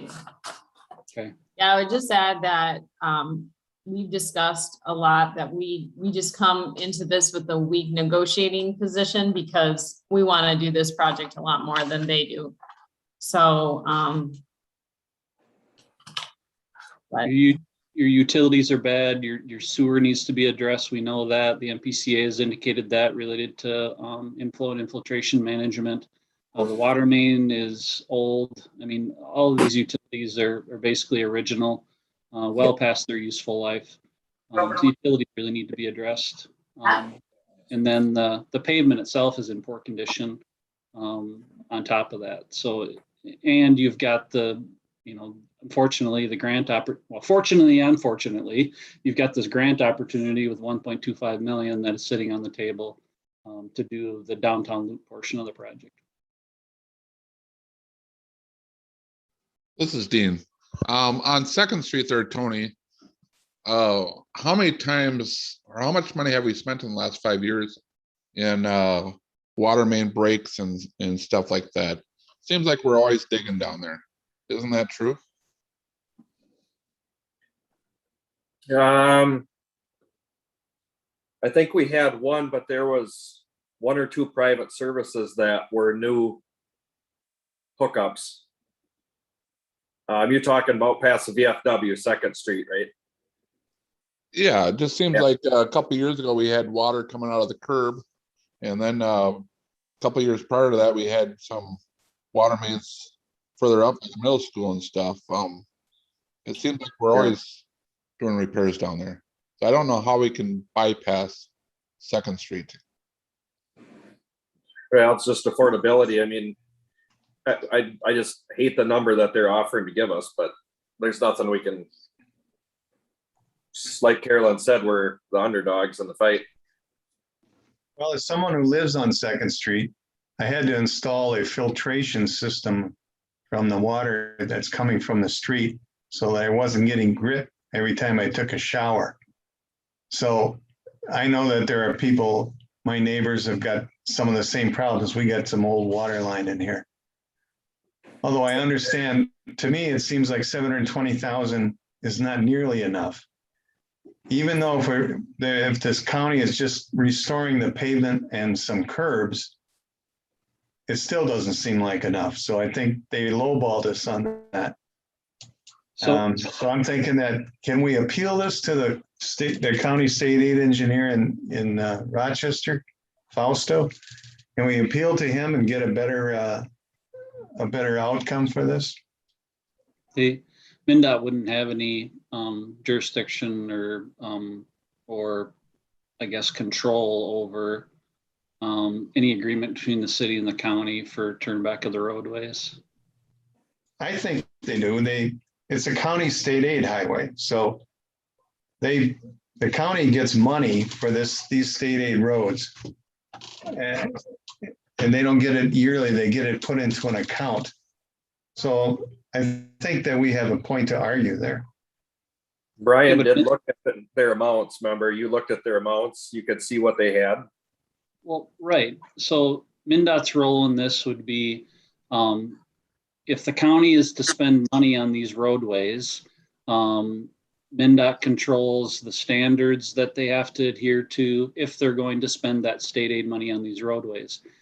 If the county, MnDOT doesn't have a role in the negotiation to turn back the roadway to the city. That would be between the city and the county.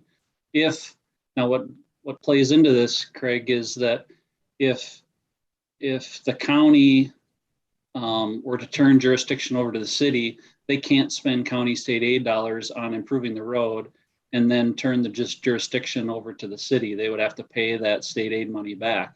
If they spend their state aid dollars on a county state aid road, they have to maintain jurisdiction on the roadway. If they turn it back, they have to basically pay back the money for whatever life is left in that 20-year improvement, I guess, for what they spent on that. So, but I don't know that MnDOT would have any role in negotiating what the county would pay for improvements based on a turn back. I don't see that happening.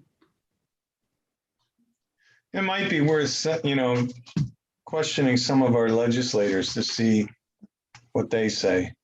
I'm just thinking, kind of getting, the county has us over a barrel, and it doesn't seem like a fair solution. So just so I don't forget, somebody asked about the water main breaks. So we do map these with Pat, and the last update we had on water main breaks. So we have mapped water main breaks from 2008 to 2017. Between 2008 and 2017, there were 2 water main breaks on 2nd Street between Pembroke Avenue and County Road 30. In the downtown loop section of the project, there were 1, 2, 3, 4, 5, 6. So there's really water main issues on both parts of the project. And Brian, what's the average cost for something like that, water main breaks?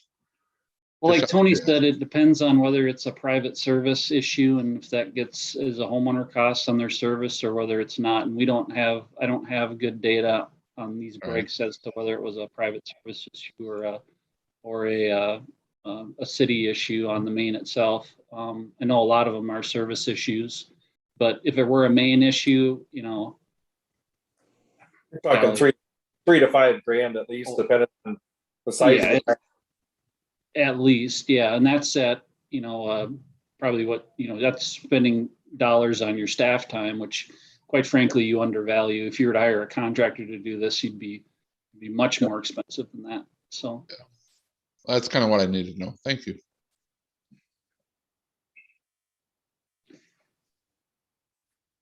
We made the argument to the county that in taking on these, the city taking over jurisdiction of these roadways, they'll have dramatically reduced future maintenance costs, especially if their intent would be if they kept these roadways to do only $700,000 worth of improvements. And they indicated that the staff did, that they didn't feel like there was a huge savings in turning over the roadways to the city. So that sort of tells me that, well, maybe transfer of jurisdiction isn't that big of a deal to them. So. Well, not when we do all this crosswalk striping and pothole filling, and because if we don't do it, we're last on the list most times, so we just end up doing it. But and most of the time in a project like this, transfer of jurisdiction isn't on the table. Normally we're talking about doing a joint project, and there's a city share of cost to the project. There's a county share of cost to the project. This, in my opinion, would still be low, even if we weren't talking about jurisdiction transfer, but it's extremely low if we're talking about transfer of jurisdiction. If they're indicating that there really isn't that much maintenance savings, then maybe that's not a big deal. And the counter proposal to accept the $720,000 contribution, but not jurisdiction transfer, may be reasonable.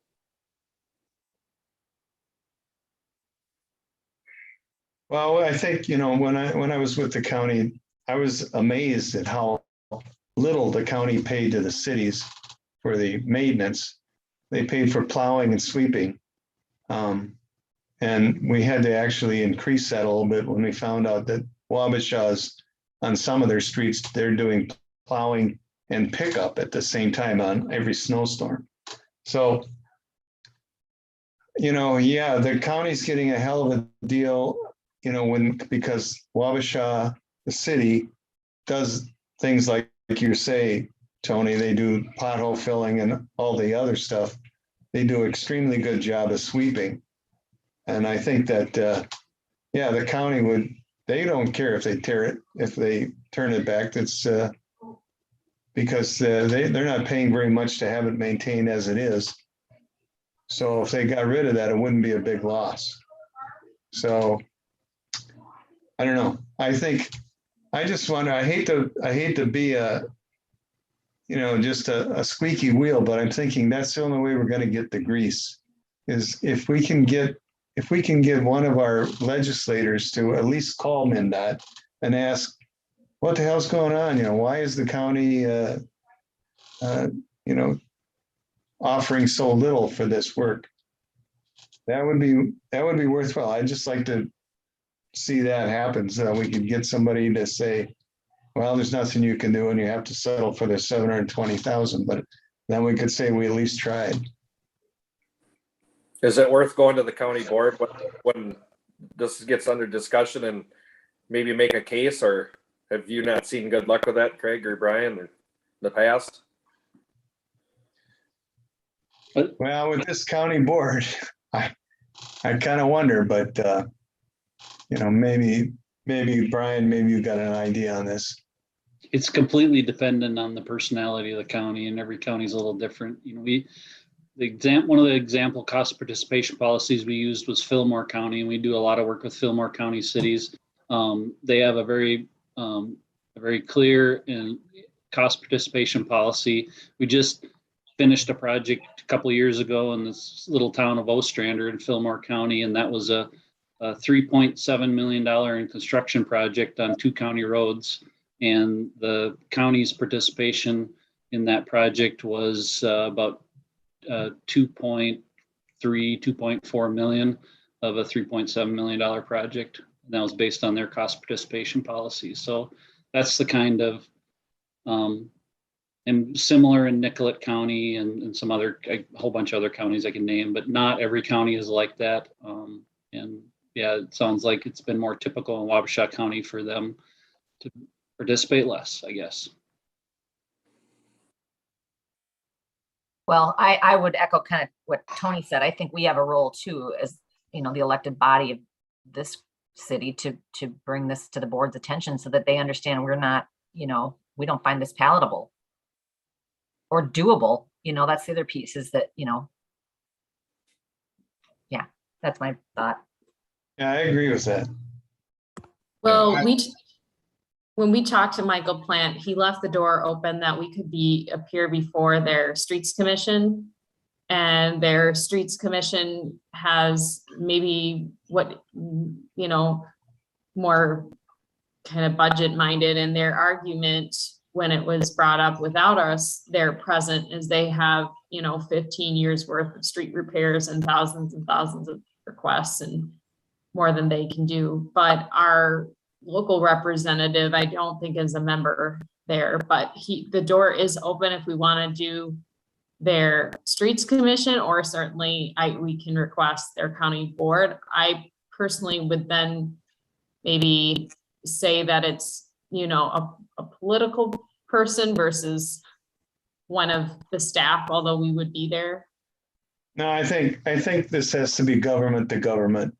The street commission would eventually go to the county board anyway. So I think it has to be from city government to county government.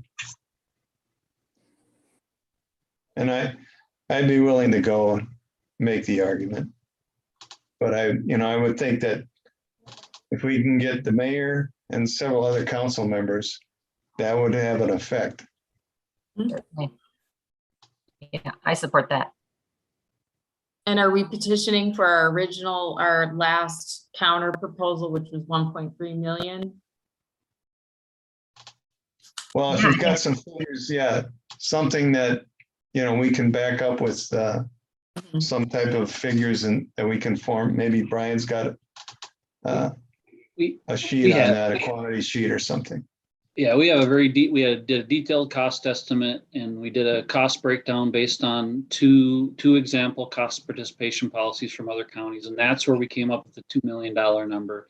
The $1.3 million number basically was removing the contingency in our estimate, which is arguable, and then it was also reducing the engineering that was included in the estimate, which actually we thought was somewhat reasonable because there is additional engineering involved in the city side of a project because you're dealing with utilities and public involvement and assessments and all kinds of things that the county typically doesn't deal with on a rural roadway project. So that's kind of how we got from the 2 million down to the 1.3, was taking the contingency out, and it was actually removing almost all of the engineering costs, which wasn't reasonable, but reduction in some of the engineering might be reasonable. So there is some basis behind those numbers. The county's number was based on just a completely different project scope. It was basically a mill and overlay or some type of pavement surfacing rehab with some minor spot repair a curb here and there. So we're just in completely different directions on what scope of work was.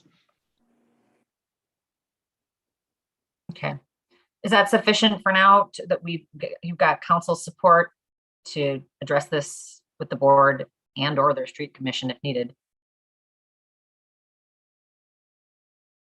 So we'll table this item till that hopefully a meeting in front of their board can happen. Right. And if you just if, just so it doesn't get forgotten, I know people have a lot of commitments, if you wouldn't mind in follow-up to provide us with that next board date or whatever Michael suggests, so that we're kind of tracking. I should know that by heart, but I just don't. Okay, great. So And one quick question, Ryan, does this impact your ability to continue to move forward with the project if we continue to table it? Well, essentially, yeah. I mean, it does, but we're not, behind the 8 ball with respect to that. I know we wanted to start some of the planning work related to downtown improvements and kind of what the vision was for that with some of those things. But we're certainly not at a point where, a month or two a delay is going to jeopardize getting a project done in, 2023, which is what was planned. So there's some time here. Well, then the conversation is timely and valuable. So appreciate that. So I'm just going to pause for a second. I think we all turn into pumpkins after about 2 hours. So what I'm going to propose, and others can suggest otherwise, is that we anticipate the budget discussion happening as a workshop so that we can bring our best work to that. But we do have a new plow truck order that Tony wanted to address with us. So just maybe that'll restore you for a minute. If you know that we aren't going to have that yet tonight, we'll make a budget workshop date for the future. So with that, general business item 4, Tony, take it away. Okay. I'll make sure I'm on here. So like I said earlier, the street commission met today and we went through the numbers one last time on the replacing the almost 21-year-old truck. And there's a little bit of information about, I wanted to make sure and talk with Caroline that the grant was for sure, which we kind of clarified that at the street commission. And without her work on that, we wouldn't have got that savings about $70,000 somewhere in there. So we did find out, Tyler checked with on tax exempt status, and we can save about $8,000 out of that 14. So that's going to change a little bit. They said the truck, since it's a truck vehicle purchase, it has to be taxed for on the road, but the plow equipment does not. So the $122,000 for plow equipment does not have to be. That's tax exempt. So that's going to help. Anybody got any questions on it specific, instead of me rehashing everything? Or no, Tony, and I think this is coming out, this was planned in the CIP, right? If I remember correctly. Yeah. I'll make a motion to approve. I'll second. Thanks, Tim. Thanks, Dean. Any further discussion? We'll take a roll vote. Friedmeier, Yes. Woodley, Yes. Sella, Yes. Moyer, Yes. Walrick, Yes. Falcom, Yes. Durand. Yes. Thank you. Tony. Thanks. It's good for us to see the detail, even if it just reminds us that we talked about it. Okay, and the donations, I'm trying to pull up here. Good. October donations. So we could entertain a motion to accept the following donations to the library: $432 from River Junction's Arts Council for the Swank movie license, $1,735.49 from Wabasha County Statewide Health Improvement Partnership grant money for the memory minder kits, $615.55 from the Friends of the Library for new chairs in the children's library. Do we have a motion to approve these wonderful donations? I'll move. Second. I don't know who gave the first. Sorry, I'm pulled out of my Zoom. Who was first? Craig and Dean. Craig and Dean. Very good. Thank you. Any further discussion, or we'll take the roll vote? Okay, hearing none. Take us away, Tyler. Walrick, Yes. Sella, Yes. Woodley, Yes. Friedmeier, Yes. Moyer, Yes.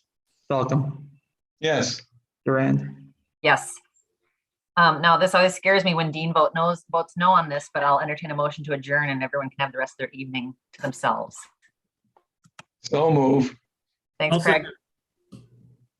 That was John or Tim? Tim. So Yeah. thank you, Craig, and then Tim. We'll take a roll vote. Welcome, Yes. Moyer, Of course. Erlenmeyer, Yes. Woodley. Yes.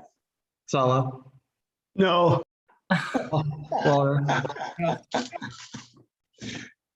Walrick, Sorry, yes. Durant. Yes. All right. Thank you very much, everybody. Lots of business covered. Appreciate it. Have a great Have a night. good night. Bye. Have a good night. Bye-bye. Good night, Bye. everyone.